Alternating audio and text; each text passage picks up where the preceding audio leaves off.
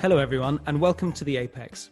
This week we're joined by racing driver, coach, writer, presenter, consultant and all-round motoring renaissance man, Sam Hancock. After rising through the ranks of karting and single-seaters early in his career, in 2001 Sam switched to competing in endurance sports cars with Kramer Racing. A career at the top of sports car racing followed, with the European Le Mans Series LMP2 Championship, a stint as official factory driver for Aston Martin Racing, a class win in the World Endurance Championship, and 7 outings at Le Mans in prototype and GT classes, all coming Sam's way. Having tasted success at the heights of sports car racing and worked with some of the world's most prestigious teams, he's also a full member of that most elite of gatherings, the British Racing Drivers Club. Sam, lovely to have you with us today. Thanks very much for having me on. Thanks for the intro as well, although I have to say, you make me feel like I'm a jack of all trades and a master of none. So I've detailed some of your achievements in my introduction, and we can get stuck into racing in a moment. But for our listeners who may not be familiar with you, the Sam Hancock of today is much more than a racing driver. You coach drivers, you commentate for Eurosport, you do a lot of media and presenting work for things like Petrolicious and Collecting Cars. What prompted your transition into such a varied spectrum of car-related activity? The need to make some money, quite simply. Being or trying to be a professional racing driver and get paid, getting paid consistently to do that job when you haven't made it to Formula One and similar heights is possible, and there's plenty of roles and niche opportunities out there for pro drivers that don't get to that top step of the single-seater ladder. But you have to really hustle, and you have to be versatile, and you have to be open-minded to different ways of going about, should I say, different ways of defining that phrase, professional racing driver.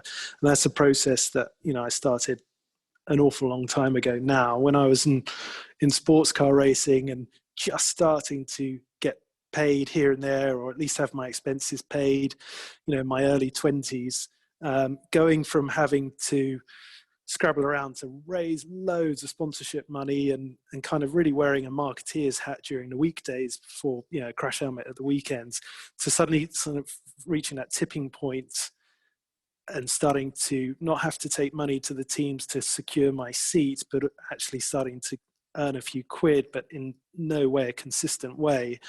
You've got to be creative. And one of the ways that many drivers in that scenario earn a living is to do instructing, driver coaching. And for some, that means working at any of the various racing schools during the weeks, and hopefully racing at the weekends if they've got some kind of a deal, some kind of a seat. Or alternatively, it's working as a one-to-one private driver coach. Mm-hmm. And very often the client demographic, if that's the right word, is a sort of amateur racer, gentleman driver, as sometimes we call them.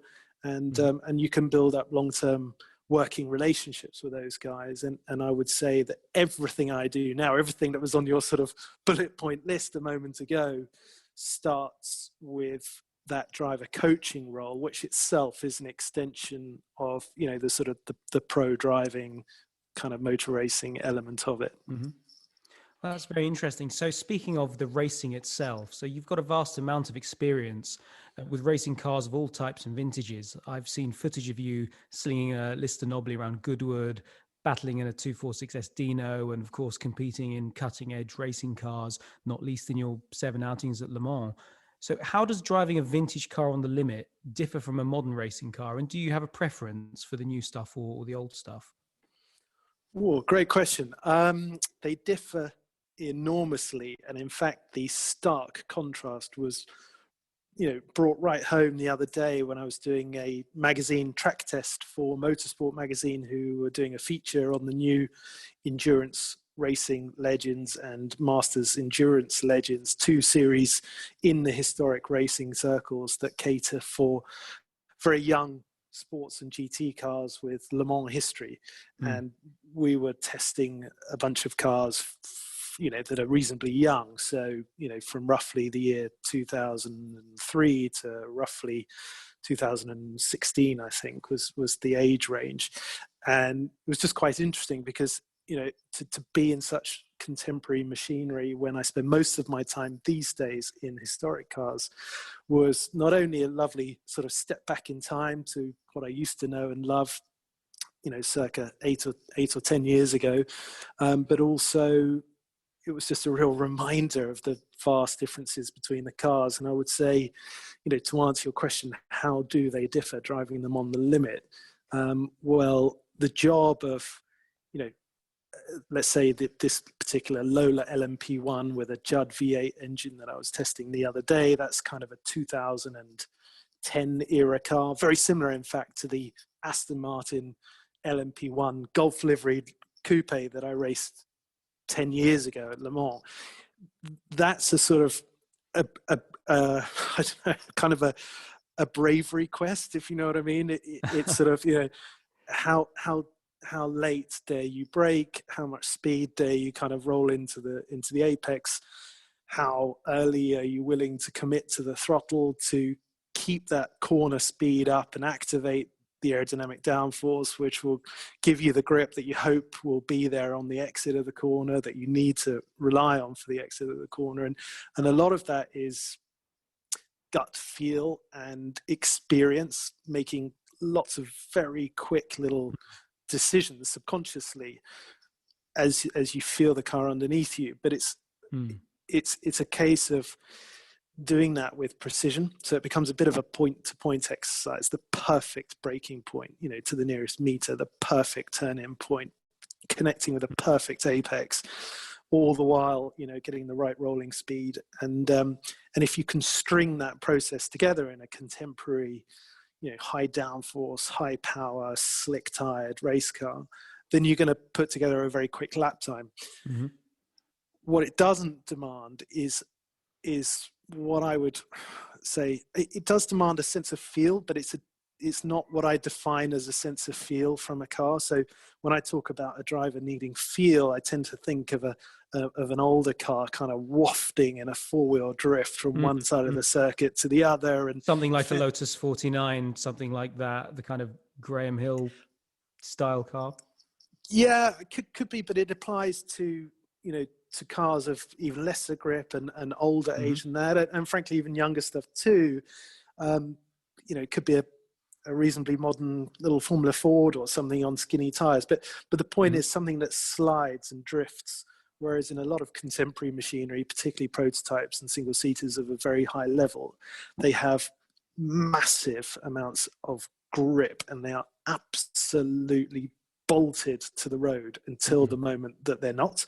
And that moment arrives if you carry a bit too much speed, or you load the car up in slightly the wrong way, and you don't tend to get much of a slide. You definitely don't get a drift, really. You get a snap, and it's very hard to rescue that, which I think if you look at modern Formula One, that's why you see the cars look pretty vicious, pretty hard to keep control of. And you often see drivers just lose the back end out of nowhere. It's like they're on rails one moment, and then suddenly they're backwards into the wall a split second later with no notice. You have to feel sorry perhaps for Sebastian Vettel or that kind of. I mean, I do, because, you can see, obviously, he's having more problems than others. He's certainly having more problems than he used to have. So I don't quite know what's going on, but you can see how hard the cars are to hang on to and how unpredictable they are.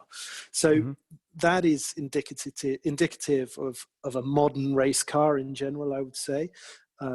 Current F1 perhaps represents an extreme of this character set that I'm talking about.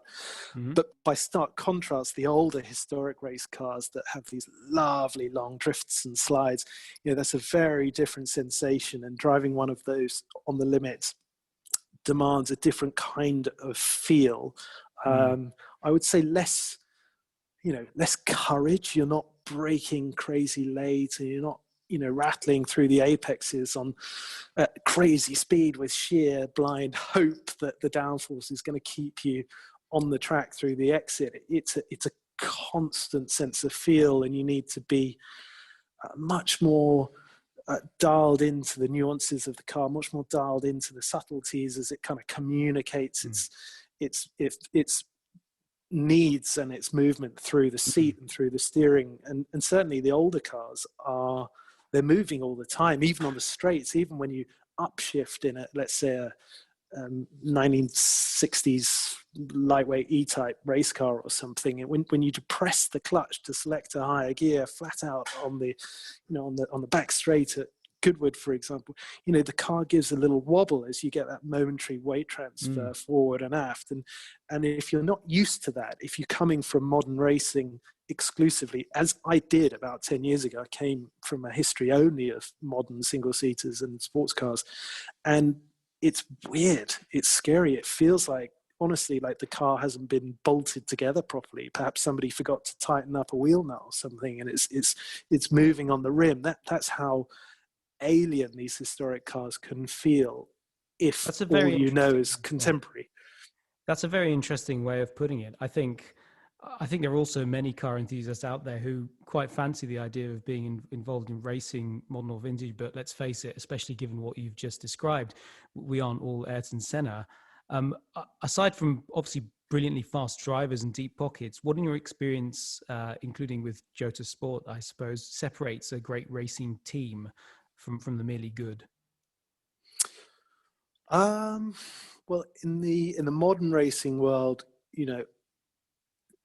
money is probably the same in historics as well to a certain extent, but certainly in modern racing, a team needs to be well funded, and it takes a very special group of people to perform, even if they're talented individuals in their respective roles as technicians or engineers or team managers or whatever it is. It takes a very rare set of people to perform among their competitors if they haven't got suitable budget, because frankly, just to get race wins under your belt at international level, the level of preparation has to be second to none, and reliability comes before performance. The old adage of to come first you've got to get to the flag. Well, it's true.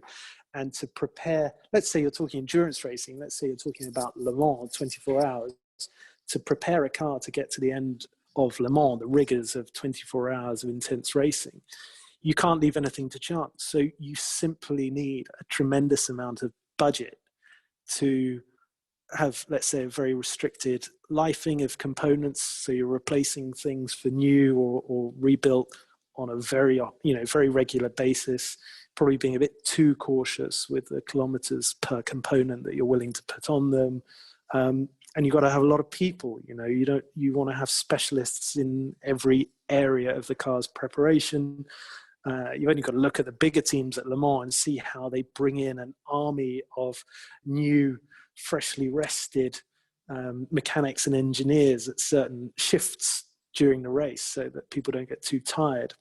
And that is all part of the luxury of having budget. So that's the first thing. But there are other ways of doing it. And you mentioned Jota Sport, and it's a good choice. I was with them for about 5 years, fronted by Sam Hignett. It's his team. He founded it, and leadership comes from the top, and he's brilliant. He's absolutely one of these outstanding team owner, team manager guys. And I think that even when they didn't have very much money, funnily enough, when I first drove for them in the Le Mans series, I did a one-off round in their LMP1 Zytec many moons ago, and it was a real small team with, funnily enough, a lot of volunteer workers, weekend warriors, as they're sort of not very affectionately referred to, but they were outstanding, and that day at Istanbul Park, or whatever the circuit's called in Turkey, we felt like the Davids taking on Goliaths of Audi and so on, and we did, by the way. I think we were leading at one point, and I certainly remember handing the car over, I think, in second place overall, and there was an Audi on the circuit, there was a Pescarolo on the circuit, some serious competition, and yet we were a bunch of guys from France in Kent, maybe less than 10 people on the team that weekend, half of them volunteers for the weekend, as I said, but they delivered because Sam is very good at hiring great people and empowering them to do the job and giving them the tools that they need to do their job properly. So anything that the guys asked for, so long as it contributed to the car's performance, was granted. Whereas anything that felt superfluous, whether it was I don't know, a fancy pit awning or whatever it might be, something that just didn't directly impact the car's performance or reliability, that's where, it tended to be withheld. So no, that was a good example.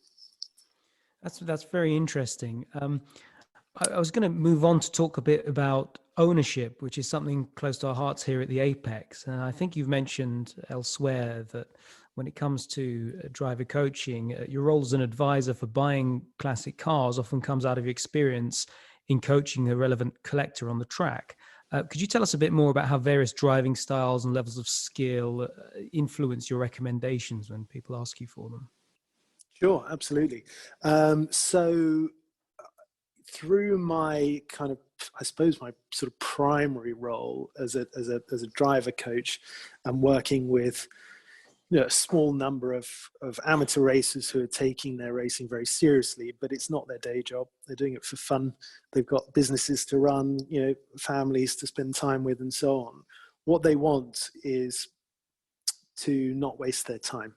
So that means the car has to be reliable, it has to be enjoyable, and it needs to be prepared by people that know what they're doing.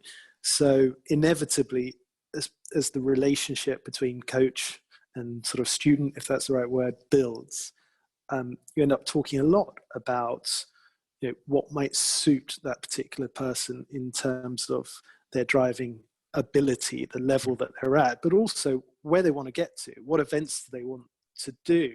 And I've spent many a scary day in the passenger seat of high-powered race cars that have been sold to, let's say, unsuspecting buyers who are frankly just too early in their amateur historic racing career to be at the wheel of something as capable and as fast as some of these cars are. I remember one example in particular when somebody was in year one of their sort of racing experiences, and somebody had convinced them to buy a replica GT40 and go historic racing. Well, that was a bad decision. That was bad advice, and frankly, shame on whoever sold that car into them, because it's also a dangerous bit of advice. And it did end in tears with a bit of a crash, and we needed just to rein that right back in. And I always encourage people that are setting out on their racing journey to spend time in more humble machinery. For example, an under 2 litre historic touring car, a Cortina, or a BMW 1800 Teaser, or an Alpha GTA, or GT Junior, or something like that. Spend time in something that drifts and moves and slides constantly, but not at a crazy high rolling speed. Mm-hmm. You want to be feeling the tire slide across the surface, even in the slowest corners, even at sort of 60, 70 miles an hour. And then when you're trundling through 100 mile an hour, Madgewick at Goodwood, and the car starts to move underneath you, as it definitely will, it's going to happen very progressively with loads of warning. It's going to be really manageable. And I've spent plenty of time on track with total beginners on day one of their track experience in cars like that, and they love it, because even by the end of the first day, they can catch those kind of slides and drifts and enjoy chucking the car around, and it all feels very fun and very safe. Whereas you try doing that with a beginner in something like a GT40 or anything equivalently inappropriate, what happens is the speed at which the traction breaks is too high. And if you don't have the experience to sense that moment coming, when it does arrive, it all happens a bit too quickly, and it's ever so easy to get it wrong and end up off the road.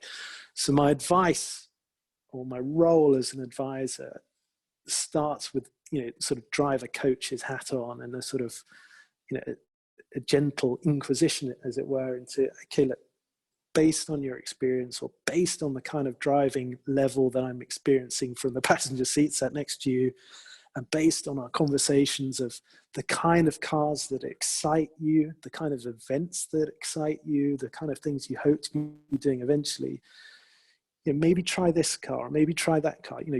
Perhaps you're very early in your your racing days, but your dream is to race at the Revival. Well, good news, because whilst a lot of the grids at the Revival contain powerful cars that I wouldn't recommend, one of the best grids is, the St Mary's Trophy, for example, for 1960s touring cars.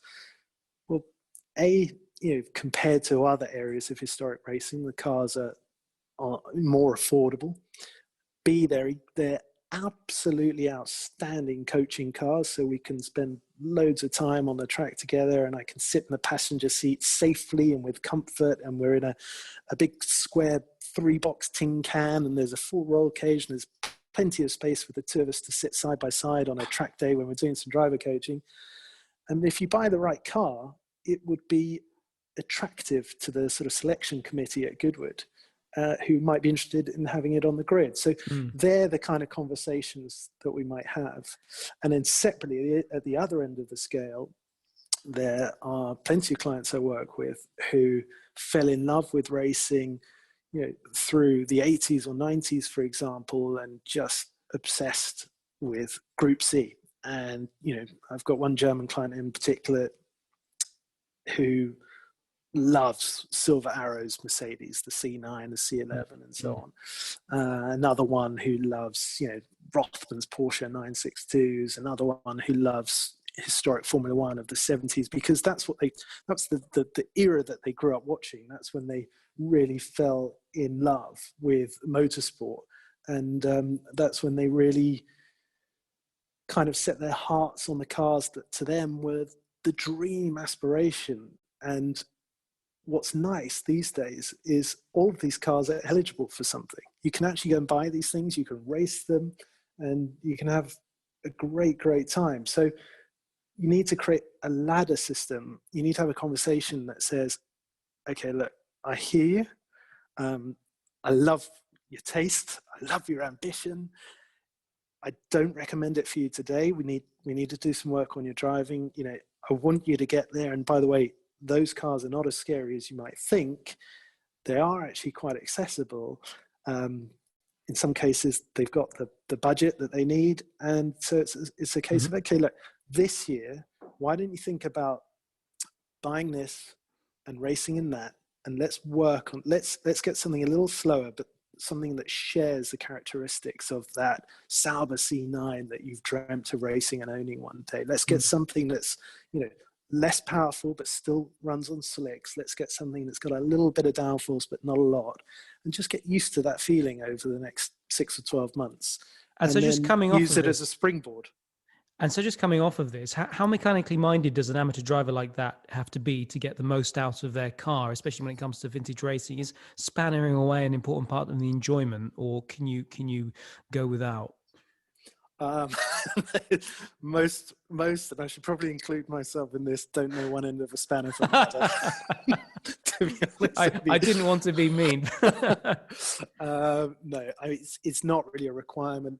Some people do spanner their own cars, and they'll prepare them at home in the garage, and they'll trailer them to the circuit, and you'll see they'll sort of work terribly hard during the weekend doing all the necessary prep and maintenance between the various sessions. And I tip my hat to those guys, because race weekends are hard enough, and focusing on the driving sometimes can be hard enough. So when you've got to spanner a car, particularly if you're doing it on your own, you probably are on your own. You might have a mate there to help, but that's a big job. And but what I would say is it's not necessary. 99%, I would say, of the main part of the historic race scene is drivers who own the cars, who race the cars, but who hire some kind of team or preparer to look after them. And so that gives them the luxury of just being able to arrive and drive, as it were, on the race weekend. However, it is important to have some mechanical understanding and knowledge, particularly in historic cars, less so in modern cars, actually, because the drivers are so protected from the damage that they can inflict on the car through ill-timed downshifts or anything like that. There's such a limit to the damage you can do as a driver in a modern car, whereas in a historic car you've only got to miss a shift or engage a a lower gear too soon in the braking zone, and you over rev your car. You can put a rod through the block and cost yourself tens of thousands of pounds in the blink of an eye, let alone, lock the rear axle and spin the thing into the nearest wall. So, having mechanical sympathy as a driver with regard to your inputs is critical. And to develop mechanical sympathy, you've got to have some mechanical knowledge and understanding of what's going on. How is the car propelling you forward in this moment? How is the car slowing you down in that moment? How do your inputs affect the components at work through that process? And so we spend a lot of time talking about this, not going into nerdy detail, not necessarily needing to get on the spanners, but it is key, and some of the cars that I get involved in are priceless museum pieces that have been restored and are then put out onto the racetrack. And if you take an Alpha Tipo 33 TT12 prototype, for example, that won the world championship in the mid 1970s, you're not going to find many spare blocks. No, I if wouldn't you have put a thought hole so. in one.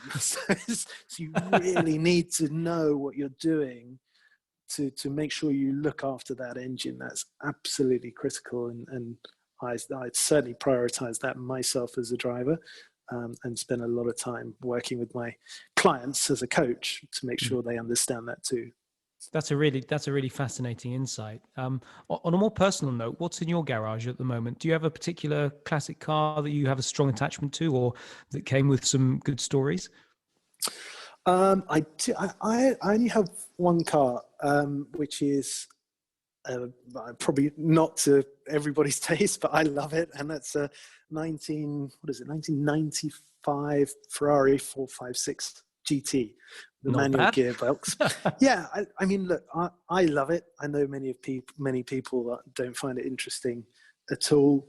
I bought it a good few years ago now because I just felt that they were great value. I'd always liked them. I have to admit, when they were first launched, I didn't get it. To me, as a teenager, Ferrari was all about bright red, fast racing cars, sports cars, and so on. And I didn't really understand this sort of supposed flagship car that was launched in, I think it was in silver or something, and looked really subtle and didn't have loads of big, bright yellow Ferrari shields on its flanks. And do you know what I mean? I didn't really get it, but as I grew older, I started to. And these days, I think it's just coming into its own. I really love the lines. I think it's very unusual. I think it's very pretty. I think it's aging very well. And the car I bought is in my favorite color, dark green. I've got an inexplicable obsession with green cars, of any kind, humble or exotic at the moment. And I know that sounds really cliched, and it's just sort of jumping on the trendy bandwagon of green again. But I'd like to think brown, I think, there. Yeah, I mean, I brown's a good one as well. I was talking about this the other day. I love brown cars, and I like to think that I was on an early adopter on the green thing. I've had the 456 for quite a few years now, and I got ridiculed, for example, by my brother Ollie when I first brought that home. But I think some people get it and some people don't, and that's fine. That's the fun of cars, It's each to their own. Taste is subjective, and mine belonged to Rowan Atkinson New. So he spec'd the colour scheme, which is sort of verde inglese, British green over pillar box red leather interior. So it's pretty out there, but I just love it. Lovely. And talking more broadly about racing today and Le Mans, which I know is very close to your heart, in one of your recent interviews, you came out quite strongly against criticism of relatively inexperienced GTE AM racers taking part in events like Le Mans. Why is the gentleman driver so important to modern motorsport? And I suppose this ties into things we've been talking about in this interview. Oh, you've got me worried now. I'm trying to think of an interview I've done where I came out strongly against anything. Gosh, I think if I did it, sometimes find I do the commentary for the modern Le Mans 24 Hours, often for Eurosport, and you often find that when drivers are interviewed, not all, and it's not often, but sometimes they have a whinge about, drivers out on track that don't know what they're doing. They're all over the place. They're getting in the way. They're dangerous. They're this, that, or the other. And of course, the drivers they're talking about are the amateurs. The amateurs, who are often referred to as gentlemen drivers. I don't love that phrase, to be honest. I think it's a bit dated. But the amateur contingent in sports car racing is the backbone of that entire discipline, that entire strand of our sport. It always has been. In fact, the amateurs came first. The sport was in existence a long time before people turned pro. So absolutely, yeah. To kind of slag them off as being an annoyance and getting in the way and causing trouble, I think is just a little bit short-sighted. But at the same time, I totally get it. I've been in those sort of situations myself as well, when you're fighting for a position or the lead or whatever it is, and you trip up over an amateur driver. And all I can say is, with the benefit of hindsight and a bit of context, yes, I do think it's critical that amateur drivers arrive at these high-level events suitably prepared, suitably competent, and if they are rushed there by their minders or their teams or whoever, that's not good news. It's dangerous for everybody, and it doesn't end well, because all that happens is, let's say the wealthy guy who's put on a fast track to Le Mans, and frankly, the process is rushed, and there's plenty of people benefiting along the way from the size of that person's checkbook. Well, enjoy it, because what will happen is they'll go to Le Mans, they'll be intimidated, maybe overwhelmed. It's all going to go horribly wrong. Maybe they'll have a spin, maybe they'll have a crash, maybe they'll collect somebody, maybe somebody gets hurt. Whatever happens, it doesn't give a good taste or a good feeling to anybody. And normally that person who's capable of writing those checks leaves the scene with their tail between their legs, feeling very unimpressed with the whole thing. Whereas if you actually just take a moment to be patient and you do it properly and you make a plan, and everybody involved contributes the right amount of preparation and time, then what can happen is you can turn that whole scenario on its head, and you can end up with an amateur driver that is seriously knocking on the door of the pace of the pros, and able to win some of the classes at Le Mans, the amateur accessible classes like LMP2 and GTE AM. And I've done that.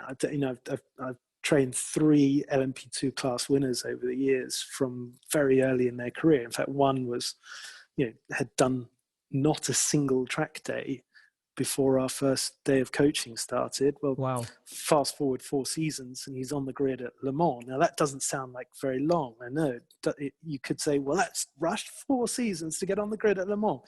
Yeah, but hang on.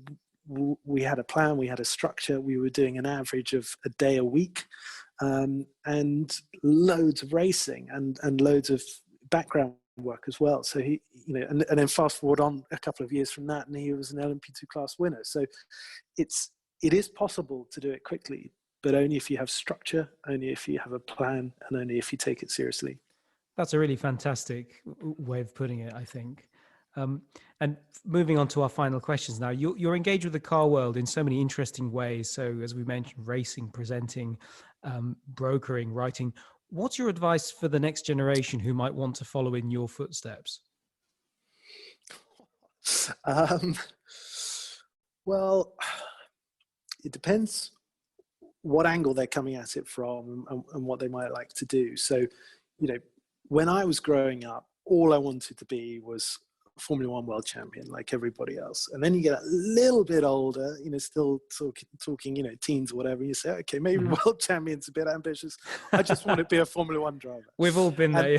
Yeah, exactly. I know how ridiculous it sounds. Don't get me wrong. I'm completely aware of this. And then as I was sort of climbing the single-seater ladder, I had to have a bit of a chat with myself and reevaluate and say, look, the F1 thing is not going to happen.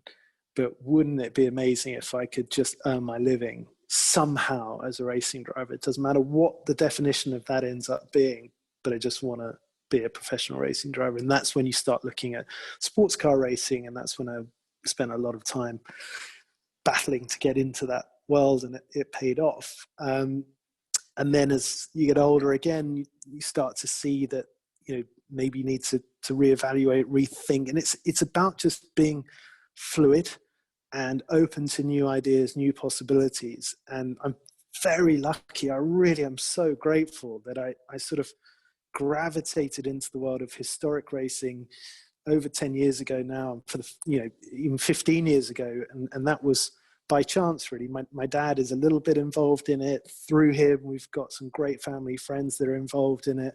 One or two of them invited me, when I was obsessed with modern racing and trying to get to F1 and racing single seaters and so on, for the Twyman family, who are well established, for example, invited me to race one of the gorgeous little Lotus 11s at Goodwood. And my dad occasionally had me on board in something with him, and frankly, I had very little knowledge or understanding of historics at that time. And with knowledge and understanding comes appreciation and passion and a real love for the scene. But I just hadn't had the exposure to it back then, but I was happy to do it.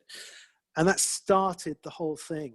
And I loved it. I loved the people. I loved the different driving experiences of the cars. I loved the romance of it. And I was just very lucky that the whole scene was starting this boom that's still ongoing, and in large part championed by the big events like Goodwood. But this was before we had Le Mans Classic, before we had Monaco Historic, before we had the huge traveling circus of prestigious historic races that we have now. But I sensed, about 10 years ago, I sensed momentum. I sensed that I could add value to a lot of the owner drivers from a coaching point of view, and help them set up their cars, help them drive their cars better, help liaise with their preparer to make sure the jobs that needed to be done were done. I even got quite involved with some of the more established preparers with their kind of processes at the racetrack and their sort of approach to setup and to strategy and so on, because a lot of it, understandably, was very amateurish. It's just for fun, and they bolt the thing together, go racing, and hope for the best. But actually, the scene was moving on. It was becoming more competitive, and a couple of people were taking it more seriously, and actually bringing my modern racing experience and that mindset into the historic world seemed really helpful to a lot of the people I was working with, and added a bit of value. But I really enjoyed doing it, and so there was this nice sort of mutual benefit thing that was unfolding, and I just decided to embrace it and go with it. And I'm so relieved that I did, and so grateful for all the opportunities since, because everything that I do today, and all of the racing moments that I cherish, the cars that I can't believe I've driven, and the experiences I've had, and the fun we have when we go off on race weekends, and the social interaction and the friendships and the relationships you build, it's just brilliant. And it's extraordinary to think of it as work, and I know how lucky I am, and I truly am grateful for that every single day. So my advice is, to anyone that fancies doing something similar, is grab onto any opportunity you possibly can that in any way, even in a distant way, relates to this space, this sort of racing scene. That if that's behind the wheel or something, good for you. But if it's sweeping the floors and making the teas at a race preparer or a restoration workshop or whatever it is, do that too. If it's working on a classic car magazine, if it's, my first visit to Le Mans wasn't as a driver. My first visit to Le Mans was as a runner for one of the TV companies. And that job only came about when I was already there. And I'd driven down with a tent and no ticket, and I didn't know how I was going to get in. And it's just a sort of chat to people, put yourself out there. Don't be forceful, but do be enthusiastic, and just keep dropping onto people's radar on a semi-regular basis, because one day they'll say, oh yeah, actually, good timing. You could help us with this. We just need another pair of hands on that. And from those starting points, you'll build relationships that eventually will generate kind of a journey, a route map to where you want to be. That's brilliant. I can hear the passion in your voice when you describe that. It makes me want to get up and run to the nearest workshop. So, so just to end on some quick fire questions. So rapid answers, just off the top of your head. The first one is: of all the cars you've driven, which was the most memorable or impressive? Which was the one that made you perk up and just go, "Wow"?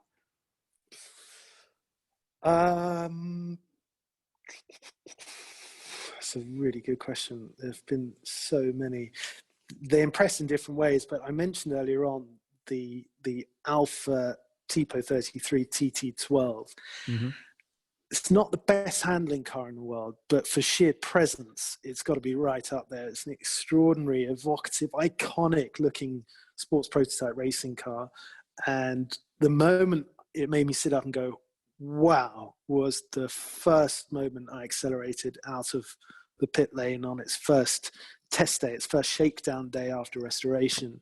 And its noise, its particular unique sort of soundtrack is so unusual but so evocative. And it's a flat 12 boxer engine, and it just makes a noise that is it makes the hairs stand up on the back of your neck. It makes your spine tingle, and to experience it from the driver's seat took me back to countless videos and things I'd watched over the years through my childhood of historic racing or racing documentaries, whatever it was. And I just felt teleported back to the 70s, back into one of those videos. And suddenly I could feel and hear this sound that I've never experienced in another car.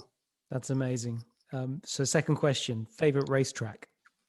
Monaco, by far.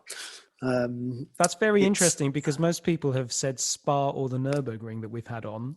I think this is the first Monaco we've got. Look, I get Spa. I definitely get the Nürburgring. Spa, I think, is a great track as far as sort of proper, sort of traditional style, proper racetracks go. It's a good one, a very good one. The Nürburgring is this insane roller coaster. I've never raced there, but I've been around it many times. I love it. I would love to race there. And if I did, who knows, maybe I'd think of it suddenly as my number one. But by far the best driving experience I've ever had was a 1976, I think, Fittipaldi Formula One car, DFV engine in the Monaco Historic Grand Prix. And that circuit for me is as good as it gets. There's just something, just incredible about racing a car around there at those kind of speeds. It feels brilliantly wrong for a start. The speed is amplified, of course, by the proximity of the Armco barrier. You've got a real wide variety of corners. You obviously got the real tight technical stuff, and I know that some people might look at those corners and think, oh, it's so slow, it's boring, but it's not. Even the tight hairpins, they're still challenging because the Armco is so close. And then suddenly you're into the tunnel or something, which in a 1970s F1 car is a really quick right-hander, and it's not flat. This is not a kink on a straight. This is a real corner, and the car is drifting, and it's hard to pick your apex. And then you kind of explode back into the light, and a quick sort of piff-paff through the chicane with the sea and the boats on your left. It just, the whole thing is just utterly unique. And when you're there and you hear the sound bouncing off the walls and off the buildings, and it just takes on a whole higher level. You just don't get close to it with the same kind of a car at a traditional circuit like Silverstone or even Spa, for example. I mean, that sounds like a dream. And final question, what lesson or lessons has your life's experience in motorsport and the car world taught you?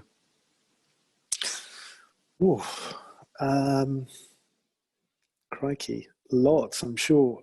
I try very hard to stay grateful for it. It's very easy to get complacent with a lot of this stuff when you're doing it week in, week out. And I really do try hard to stay grateful, because it is ridiculous. So I suppose that is one element.